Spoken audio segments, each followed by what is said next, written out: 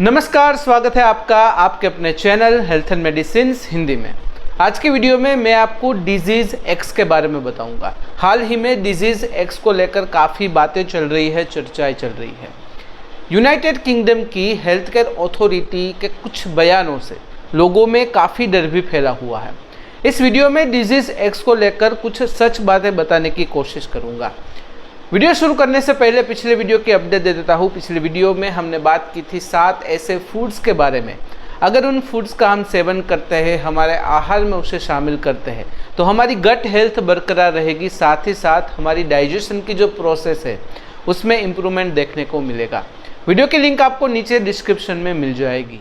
कोविड-19 pandemic just खत्म ही होने वाला है कि हमारे हेल्थ केयर प्रोफेशनल्स के सामने एक नई चुनौती आ गई है डिजीज़ एक्स के नाम से।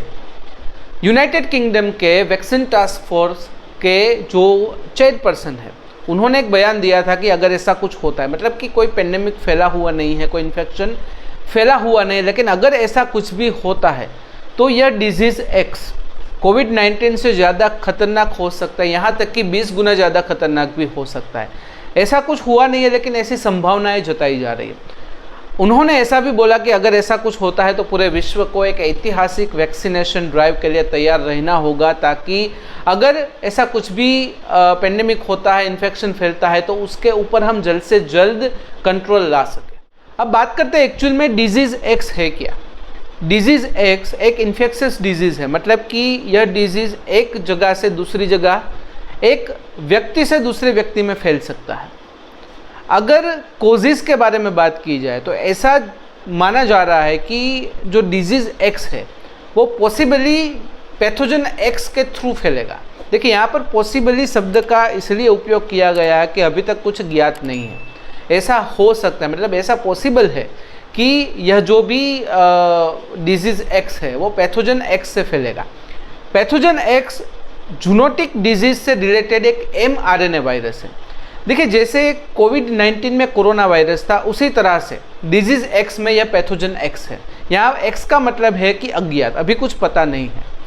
जैसे कोविड-19 को एक स्पेसिफिक जगह से फैला था, चाइना के वुहान शहर से फैला था, उसी तरह से डिजीज़ एक्स अगर फैलता है, अगर पेंडेमिक होता है, तो ऐसी जगह से फैलेगा जहाँ पर यह पर्टिकुलर डिजीज़ से रिलेटेड रिस्क फैक्टर्स ज़्यादा हो गए। जैसे कोविड-19 में जो भी रिस्क फैक्टर्स है, उसी तरह से डिजीज़ एक्स के जो भी रिस्क फैक्टर्स है, जिस जगह पर ज़्यादा होंगे वहाँ से फैलने की शुरुआत होगी। अभी तक की अगर बात करें तो इस डिजीज़ के बारे में इतना कुछ ज़्यादा पता नहीं है, मतलब कि उसके किस कारण से फैलता है वो पता नहीं है। मेडिसिन, ट्रीटमेंट, वैक्सीनेशन, यह सब चीज़ों के बारे में पता नहीं। यहाँ तक कि सिम्टम्स किस प्रकार के आएंगे उसके बारे में भी पता नहीं है। अगर हिस्ट्री के बारे में बात की जाए तो डिजीज़ एक्स की एक छोटी सी हिस्ट्री है, बहुत पुरानी भी नहीं है। 2018 में WHO ने सबसे पहले डिजीज़ एक्स को एक अज्ञात बीमारी के रूप में दर्शाया था, उसका उल्लेख किया था और वेबसाइट में और आर्टिकल्स में ऐसा पब्लिश किया था कि अगर कोई पेंडेमिक होता है, अगर डिजीज़ एक्स फैलता है तो फिर पेंडेमिक हो सकता है, यानी कि अंतर्राष्ट्रीय महामारी हो सकती है।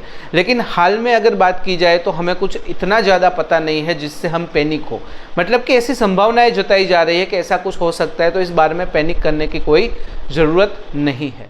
अगर रिस्क फैक्टर्स की बात की जाए तो डिजीज़ एक्स से रिलेटेड कोई सटीक रिस्क फैक्टर सामने नहीं आए, लेकिन हम अनुमान लगा सकते हैं कि इस प्रकार के रिस्क फैक्टर्स देखने को मिल सकते हैं। जैसे कि सबसे पहले तो नो इम्यूनिटी, जैसे कि डिजीज़ एक्स के सामने हमारे पास, पैथोजन एक्स के सामने हमारे पास अभी कोई इम्यूनिटी नहीं है। दूसरा है कि एयरबोर्न डिजीज़ है, मतलब कि रेस्पिरेटरी ट्रांसमिशन से यह फैलता है, एक व्यक्ति में से दूसरे व्यक्ति में, दूसरे से तीसरे में, तीसरे से चौथे में।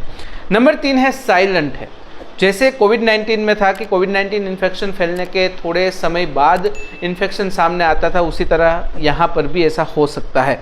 नंबर 4 है नो ट्रीटमेंट नो मेडिसिन, मतलब कि अभी हमारे पास इतनी जानकारी नहीं है कि हम इसकी कोई ट्रीटमेंट या फिर इसकी कोई मेडिसिन हम बता पाए। नंबर 5 है पॉपुलेशन, इंडिया, चाइना जैसे जो भी कंट्रीज़ है, अगर ये एयरबोर्न डिजीज़ है तो फिर जहाँ पर पॉपुलेशन ज़्यादा होगी वहाँ पर ज़्यादा फैलने के चांसेस हो सकते हैं। नंबर 6 है पुअर हेल्थ केयर फैसिलिटी, कुछ देशों में जो भी बेसिक फैसिलिटी होनी चाहिए हेल्थ केयर की वो नहीं है, तो वहाँ पर ज़्यादा फैल सकते हैं। नंबर 7 है पुअर वैक्सीनेशन, अगर ऐसा कुछ भी होता है, वैक्सीनेशन ड्राइव चलती है, तो कुछ देशों में जहाँ पर वैक्सीनेशन बहुत ही कम हुआ था कोविड-19 के समय पर, अगर ऐसा कुछ इन फ्यूचर होता है तो वैसे देशों में पुअर वैक्सीनेशन की वजह से वहाँ पर ज़्यादा फैलने की संभावनाएं हो सकती है। अब बात करते हैं किस तरह से इस प्रकार की पेंडेमिक सिचुएशन स्टार्ट होने से पहले ही उसे हम रोक सकते हैं। मैंने यहाँ पर 8 पॉइंट्स एनालिसिस किए हैं जिसके बारे में हम बात करेंगे। सबसे पहला है रिस्पॉन्सिबल यूज़ ऑफ एंटीबायोटिक। अगर हम एंटीबायोटिक का अच्छी तरह से सोचा समझा उपयोग करेंगे तो इन फ्यूचर हमें रेजिस्टेंस नहीं होगा, तो इस बात का ध्यान रखना है। नंबर 2 है development of health care facilities.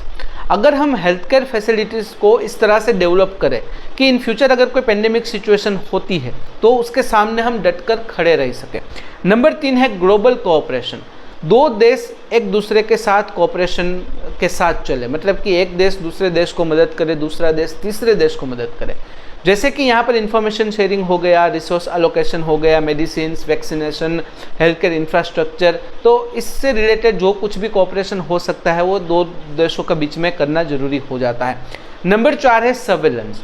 अगर कोई अज्ञात चीज़ हमारे सामने आ रही है, अगर कोई अननोन थ्रेट है, उसे रोकने के लिए सर्वेलेंस होना चाहिए। अगर सर्वेलेंस सिस्टम जितनी अच्छी होगी उतना ही अगर फ्यूचर में कोई पेंडेमिक सिचुएशन आती है तो उसके सामने हम अच्छे से तैयार रह सकेंगे। नंबर 5 है अर्ली प्रिपरेशन। कोविड-19 के समय पर हमें पता नहीं था, लेकिन अब हम तैयार हो चुके हैं। अगर इन फ्यूचर ऐसी कोई पेंडेमिक सिचुएशन आती है तो हमें अर्ली प्रिपरेशन करना चाहिए ताकि जो कुछ भी कोविड-19 के समय पर लैक था वो अभी ना हो। नंबर 6 है पब्लिक प्राइवेट कोलैबोरेशन। यहाँ पर पब्लिक का मतलब है गवर्नमेंट। देखिए, गवर्नमेंट अकेली कुछ नहीं कर सकती।